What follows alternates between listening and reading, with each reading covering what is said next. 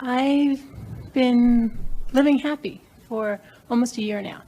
I first heard about Abraham about 9 years ago, and I finally got it. I think when Esther first talked about staying on the high-flying disc and getting up and doing it, staying there and not falling off, and that really which was the discussion before Wobble Free, yeah. which is about finding something that feels good, and because there's no resistance, it just feels better and better and better and better and better. In other words, that high-flying disc is what happens when you're not continually introducing resistance that keeps you from moving upward.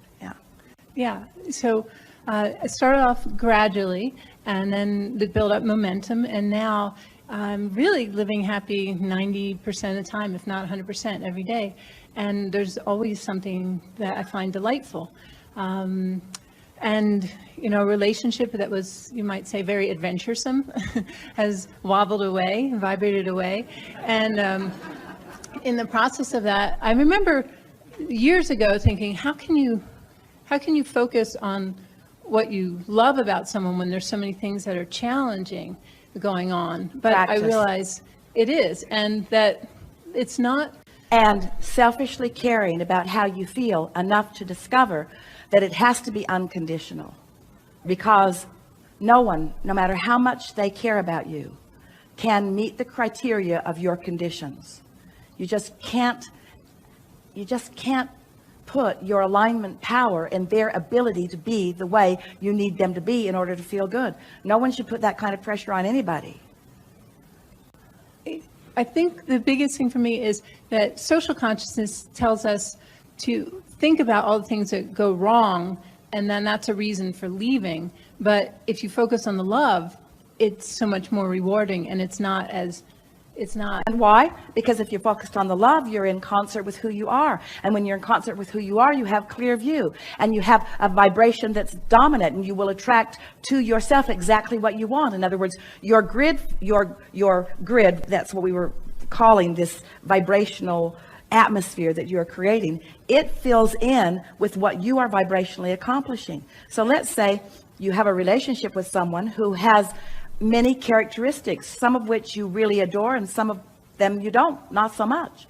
But you're not basing the way you feel in this moment in time, or this one, or this one, or this one, based upon the pros and the cons of something. You're basing the way you feel on your desire to feel good, and your practiced tuning yourself to thoughts on all kinds of subjects that do feel good. So you've got a frequency going on that is about alignment with who you really are. So you are most of the time in perfect alignment with that broader part of you. So who you really are is having this conversation. Who you really are is thinking about this person. Who you really are is focused here. Who you really are, meaning the whole of who you are. You're not using them as the excuse not to be the whole of who you are. And hear this matters. You're also not using them as the excuse to be the whole of who you are. You hear that? Somebody the other day was talking about, oh, he loves to go to the top of this mountain, and it's so breathtaking and so lovely, and it tunes him in so well. And we say, that's a lovely thing. We want you to go there often. But don't make your alignment conditional upon being on the top of the mountain, because when you're in a valley, then you're not going to feel so good. In other words, let your alignment come first, and your inspiration to go wherever you go to come next.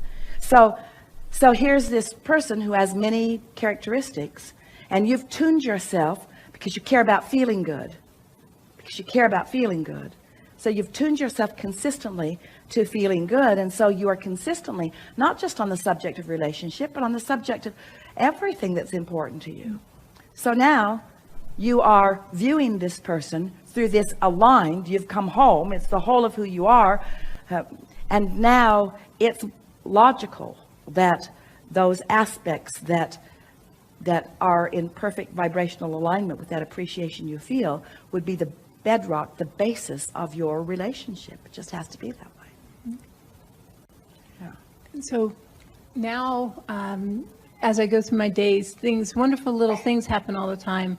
Like I'll be walking in the woods, and I had a thought, oh, it'd be nice to take a picture of myself with my dog. She's 15 and we're walking in the woods. And then 3 minutes later, someone stops and they're a tourist. And there's always locals there, no tourists in this area. And they say, oh, can you take a picture of us? And, oh, let me take a picture of you with your dog. Within 3 minutes, just having an interest, and then it shows up. That's what we mean about the thoughts turning to things. That's what we mean about the path unfolding beneath your feet. That's what we mean about the universal evidence of where you are. So it's interesting, isn't it, that the thought occurred to you. Now, where did that come from? Was that a source thought that you were in alignment with? Did source know in advance that those people were around the corner? Yeah. In other words, this is what we're talking about. This vortex version, with all of the compatible cooperative components all aligned, and you not doing anything to keep yourself out of that. Now the path unfolds. So it begins to feel like you don't have to go after anything. Everything you want is coming to you, because this is law of attraction. This isn't law of assertion or law of wrestling it to the ground and killing it, or law of making it happen, or law of determination, or law of efforting it into place, or law. This is law of attraction. This is law of allowing. This is accomplished in a vibrational frequency that allows you to move inspirationally through life in order to rendezvous. Oh, we love these words coming together. Law of attraction, momentum, trajectory, rendezvous. Ooh, law of attraction is the master of rendezvous. The question is, are you the allower of rendezvous? You see, you can tell by the way you feel. Really good. So I was thinking that it'd be fun to have more people to play with at this level, because I walk around smiling all the time and people look at me, and a lot of people who know me conditional, are don't happy. you think? Is that conditional? Well, it might be and it might not be, but does it feel a little conditional? Depends on, in other words, if you're really enjoying what's going on, then it's just natural that it keeps going. You get on those kind of rolls, don't you? Yeah. Haven't you noticed that? The better it gets, the better it gets. Till it just feels like you're the center of the universe, and you really are, because in every moment, there are 20 or 30 or 40 viable next steps on your path. And if you have shown yourself that it's only the next step that matters anyway, because you're not going to make a quantum leap into that condition that you think you need, it's just the next step, the next step, the next step, then, oh, isn't it fun? The next step and the next step and the next step and the next step and the next step. Isn't that what life is about all day, every day? This step, now. The universe is just surprising and delighting me. And there's all these setups. I get to have the thought in advance about something that's coming. And when it comes, I knew it was coming, which just confirms my vibrational alignment, which is everything that I'm wanting. Does it get any better than that? Yes, constantly. More and more and more and more and more. The momentum is faster. The rendezvous are more precise. The rendezvous satisfy more intentions of what's in your vortex. There's more exhilaration as you're having the interchanges. In other words,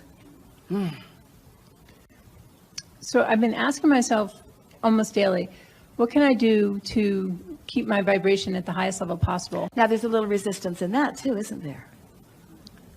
How can I stay here? How can I not lose this?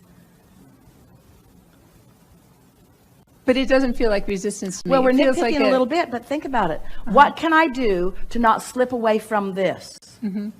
There's just a little bit of guardedness in there, isn't there? Just a little bit. Can you say that better? I actually say, what would it take? But I kind of turn And it over. that's really conditional. Can you say it better? I'm digging this. I love the way the path is unfolding for me.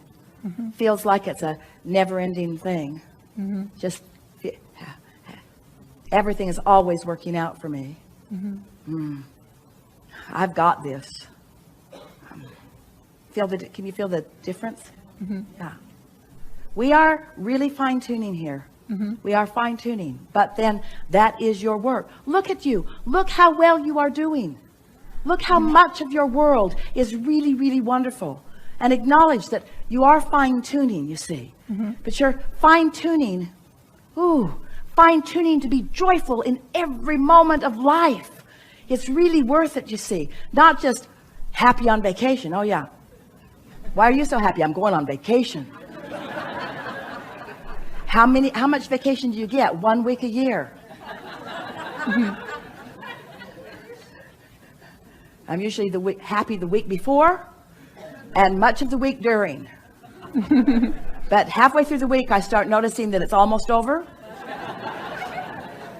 And I start thinking, how can I prolong this vacation? We're just playing with